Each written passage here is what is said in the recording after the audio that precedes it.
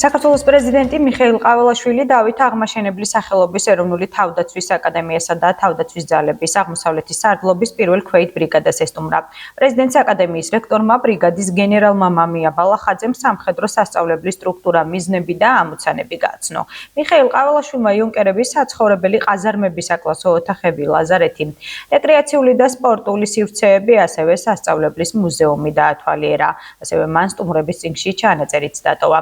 პრეზიდენტი ასევე ესტუმრა პირველ ქვეით ბრიგადას, სადაც მას აღმოსავლეთის სარდალმა, ბრიგადის გენერალმა როლანდ ძნელაძემ და ბრიგადის მეთაურმა პოლკოვნიკმა ზაზა შალამბერიძემ უმასპინძლეს. მათ პრეზიდენტს ქვედანაყოფის მიზნები გააცნეს. მოგვიანებით კი მიხეილ ყაველაშვილმა ბრიგადის 11 ბატალიონის ინფრასტრუქტურა დაათვალიერა.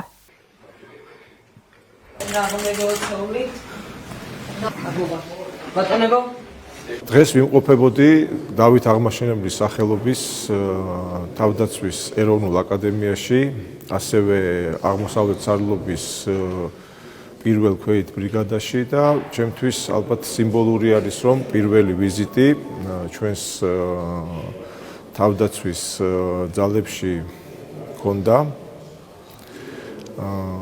გავეცანი მათ მიზნებს, ინფრასტრუქტურას, იუნკერების არსებულ რეალობას.